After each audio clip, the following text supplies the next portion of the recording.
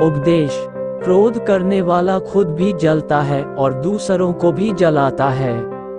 बुद्ध अपने शिष्यों को दे रहे थे उपदेश, तभी एक व्यक्ति को बुद्ध की बातें अच्छी नहीं लगी। वह उठा और बुद्ध का अपमान कर दिया। बुरी बातों को बार बार याद करने से हमारी परेशानियां बढ़ती हैं, मन अशांत होता है। इसीलिए दुख देने वाली बातों को भूलकर आगे बढ़ना चाहिए। इस संबंध में गौतम बुद्ध का एक प्रसंग प्रचलित है। गौतम बुद्ध अलग अलग क्षेत्रों में भ्रमण करते और अपने शिष्यों को उपदेश देते थे। एक गांव में वे उपदेश दे रहे थे। बुद्ध ने कहा कि क्रोध ऐसी अग्नि है जिसमें क्रोध करने वाला खुद भी जलता है और दूसरों को भी जलाता है। बुद्ध के प्रवचन सुनने के लिए बड़ी संख्या में लोग वहां बैठे थे। उन लोगों में बहुत गुस्से वाला एक व्यक्ति भी बैठा हुआ था।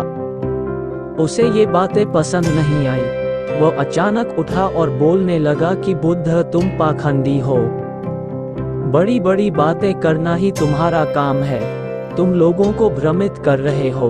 तुम्हारी ये बातें आज कोई मायने नहीं रखती हैं। व्यक्ति लगातार बुद्ध को अपमानजनक बातें सुना रहा था। वहां बैठे सभी लोग ये देखकर हैरान थे कि बुद्ध ये सब शांति से सुन रहे थे, लेकिन कुछ बोल नहीं रहे थे। क्रोधी व्यक्ति बुद्ध को शांत देखकर और ज्यादा क्रोधित हो गया। वह बुद्ध के पास गया और उनके मुंह पर थूककर वहां से चला गया। घर पहुंचकर क्रोधी व्यक्ति का मन शांत हुआ तो उसे अपने किए पर बहुत पछतावा हुआ। वो बुद्ध से क्षमा मांगने पहुंचा, लेकिन उस गांव से बुद्ध पड़ोस के गांव के लिए निकल चुके थे। वो व्यक्ति बुद्ध को खोजते हुए दूसरे गांव में पहुंच गया। वहां व्यक्ति को जैसे ही बुद्ध दिखाई दिए, वह उनके चरणों में गिर गया और क्षमा मांगने लगा। बुद्ध ने उस व्यक्ति से पूछा, तुम कौन हो और क्षमा क्यों मांग रहे हो? उस व्यक्ति ने कहा, क्या आप भूल गए? मैंने कल आपके साथ बुरा व्यवहार किया था, आपका अपमान किया था। बुद्ध ने कहा, बीता हुआ कल मैं वहीं छोड़ आया हूँ और तुम अभी भी वहीं रुके हुए हो। तुम्हें गलती पर पछतावा है, तुमने पश्चाताप कर लिया, अब तुम निष्पाप हो गए हो। बुरी बातें याद करते रहने से हमारा आज बर्बाद हो जाता है। इस आदत की वजह से भविष्य भी बिगड़ सकता है। इसीलिए बीते हुए कल की बातों को भूलकर आगे बढ़ना चाहिए। एक बार गौतम बुद्ध एक शहर में प्रवास कर रहे थे। उनके साथ कुछ शिष्य भी थे। एक दिन उनके शिष्य शहर में घूमने के लिए निकले। वे शहर में घूम ही रहे थे कि तभी शहर के कुछ लोगों ने उन्हें अपशब्द कहे।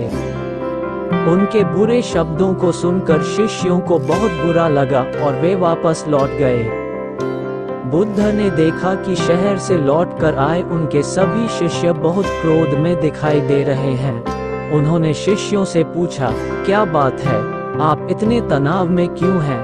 तभी एक शिष्य क्रोध में बोला, हमें यहाँ से तुरंत चलना चाहिए। जब हम बाहर शहर में घूमने गए थे तो यहाँ के लोगों ने बिना वजह हमें बहुत बुरा भला कहा। जिस जगह हमारा सम्मान नहीं हो वहाँ हमें नहीं रहना चाहिए। बुद्ध ने कहा, क्या किसी और जगह तुम अच्छे व्यवहार की अपेक्षा रखते हो? दूसरे शिष्य ने कहा, इस शहर से तो अच्छे लोग ही होंगे। तब गौतम बुद्ध बोले, किसी जगह को सिर्फ इसलिए छोड़ देना ठीक नहीं कि वहाँ के लोग बुरा व्यवहार करते हैं। हमें तो कुछ ऐसा करना चाहिए कि जिस स्थान पर भी जाएं, उस स्थान को तब तक नहीं छोड़ें जब तक अपनी अच्छाइयों से वहाँ के लोगों को सुधार न दें। हम जिस भी स्थान पर जाएं, वहाँ के लोगों का कुछ न कुछ भला करके ही वापस लौटें। बुद्ध ने कहा, जिस प्रकार युद्ध में बढ़ता हुआ हाथी चारों तरफ के तीर सहते हुए भी आगे बढ़ता जाता है, ठीक उसी तरह उत्तम व्यक्ति भी दूसरों के अपशब्दों को सहते हुए अच्छे कार्य करता रहता है। खुद को वश में करने वाले प्राणी से उत्तम कोई और नहीं हो सकता। बुद्ध की बात शिष्यों को अच्छी तरह से समझ में आ गई और उन्होंने वहां से जाने का इरादा त्याग दिया। जब समस्याओं की वजह समझ लेंगे तो उनका समाधान आसान हो जाएगा। बुद्ध ने शिष्यों के सामने एक रस्सी में 3 गांठ लगाई और पूछा कि क्या ये वही रस्सी है जो गांठ बांधने से पहले थी। जीवन मंत्र डेस्क। गौतम बुद्ध की एक प्रचलित कथा के अनुसार एक दिन सुबह सुबह सभी शिष्य बुद्ध के प्रवचन सुनने के लिए एक साथ बैठे हुए थे। कुछ देर बाद बुद्ध अपने साथ एक रस्सी लेकर आए। तथागत के हाथ में रस्सी देखकर सभी शिष्यों को हैरानी हुई। बुद्ध अपने आसन पर बैठे और उन्होंने रस्सी में एक के बाद एक 3 गांठ बांध दी। इसके बाद उन्होंने शिष्यों से पूछा कि क्या ये वही रस्सी है जो गांठ बांधने से पहले थी। इस प्रश्न के जवाब में एक शिष्य ने कहा कि तथागत, इसका उत्तर थोड़ा मुश्किल है। ये हमारे देखने के तरीके पर निर्भर करता है। एक तरह से तो रस्सी वही है, इसमें कोई बदलाव नहीं है। एक अन्य शिष्य ने कहा कि अब इसमें 3 गांठें लगी हुई हैं, जो कि पहले रस्सी में नहीं थी। इसे बदला हुआ भी कह सकते हैं। कुछ शिष्यों ने कहा कि वास्तव में मूल रूप से रस्सी वही है, लेकिन बदली हुई दिख है, लेकिन इसका मूल स्वरूप बदला नहीं है। शिष्यों की बात सुनकर बुद्ध ने कहा कि आप सभी सही बोल रहे हैं, अब मैं इन गांठों को खोल देता हूँ। ये बोलकर बुद्ध रस्सी के दोनों सिरों को खींचने लगे। बुद्ध ने पूछा कि क्या इस प्रकार रस्सी की गांठें खुल जाएंगी। सभी शिष्यों ने कहा कि नहीं, ऐसा करने से तो गांठें और ज्यादा कस जाएंगी, इन्हें खोलना और मुश्किल हो जाएगा।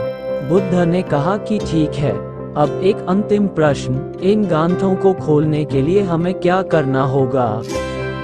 शिष्यों ने कहा कि हमें इन गांठों को ध्यान से देखना होगा, जिससे हम जान सके कि इन्हें कैसे लगाया गया है। इसके बाद हम गांठें आसानी से खोल सकते हैं। बुद्ध इस जवाब से संतुष्ट हो गए और उन्होंने कहा कि ये सही बात है। हम परेशानियों में फंसे रहते हैं और बिना कारण जाने ही उनका हल खोजने लगते हैं, जबकि हमें पहले समस्याओं के मूल को समझना चाहिए। जब समस्याओं की वजह समझ आ जाएगी तो उन्हें सुलझाना बहुत ही आसान हो सकता है।